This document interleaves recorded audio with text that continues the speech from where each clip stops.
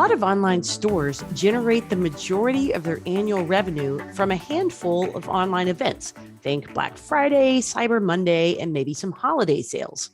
If that's the case for you, then pulling off a successful event is absolutely critical to your bottom line throughout the year. My name is Carrie Dills, and in this video, I'd like to share with you 7 tips to make your next big online sale a huge success. You ready? I think it was old Ben Franklin that said, if you fail to plan, you are planning to fail. Assuming you've set some sales goals around your event, start by working backward from that goal to put a timeline in place to make sure you're ready logistically and technically. So what does it look like to be ready? Well, from a technical standpoint, you want to make sure that your site is good to go. You want to make sure that your store is configured correctly. For example, make sure that payments are going through. Make sure that transactional emails are actually being sent from your server and landing in the right inbox and not in spam. Also, double check that sales tax and shipping calculations are being handled correctly. Next, this is a biggie. You would be surprised how many people skip. Log out of your site, get yourself in a different browser, and go through the process of shopping on your store just like a normal visitor would, and see how that experience flows.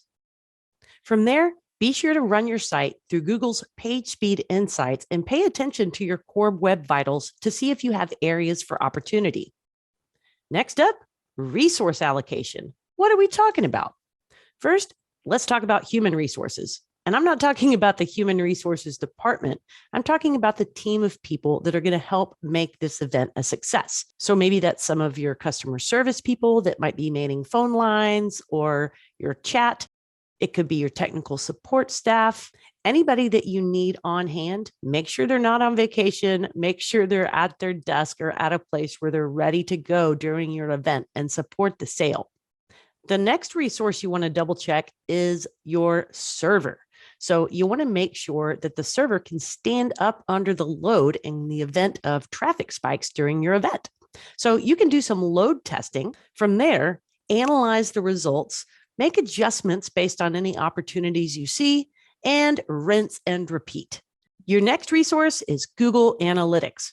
Make sure that your tracking ID is installed and working correctly, and then go ahead and set any goals and conversions you want to track how things go for your sale. And don't forget to use historical data if you've run similar events in the past. Plan for the worst, hope for the best. This is where a plan B comes in handy.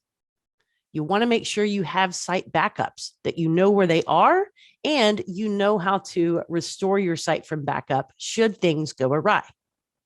Is your store hosted with a web host that has some uptime protections in place? In other words, if those traffic spike comes, they can help you by allocating resources across multiple servers in a way that's seamless for your customers. And part of that uptime protection means data center redundancy. So check with your host. Now, speaking of hosting, the best marketing plan in the world is not going to move your revenue needle if your site comes crashing down when you need it most. When you work with a quality web host, you'll consider them a business partner, not just another vendor. They should be able to support your site with scalable architecture, automatic site recovery in the event something goes wrong, and advanced caching, ensuring you get the best performance.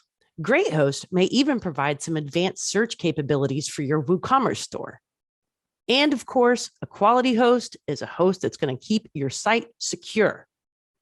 The next tip: prepare your customers. If the first time a prospect hears about your sale is the day it goes live, well, you're already kind of behind the 8 ball. So what can you do? For starters, have an outbound marketing plan in place. Make sure you're showing up on social media, that you've got email campaigns running, and any ad campaigns if you've got the budget for that. And then there's inbound marketing too. Make sure that you're interacting with your followers and you're creating content that's helpful and sharing that online. Follow through and follow up. What am I talking about?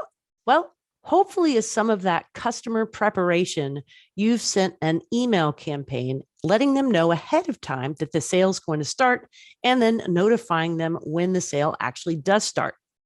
In addition to those drip emails, you might consider a mid-campaign marketing push, and finally, a last chance reminder, and then a final announcement to let them know this is indeed their last chance to get on board with the sale.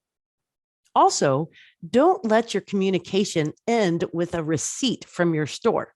Follow up with some post-sale communications. And that brings me to my last tip. The majority of prospects are probably not going to pull the trigger during your sale. But does that mean that they're not worth anything to your business? Absolutely not. So be in it for the long haul too. You can do that by capturing visitor information on your site, maybe exchanging emails for some sort of a lead magnet or a subscriber sign up if you publish a lot of content. Then consider nurturing campaigns, not just for the people that haven't spent money with you yet, but also for the loyal customers that have already trusted you with their wallet. So there you have it.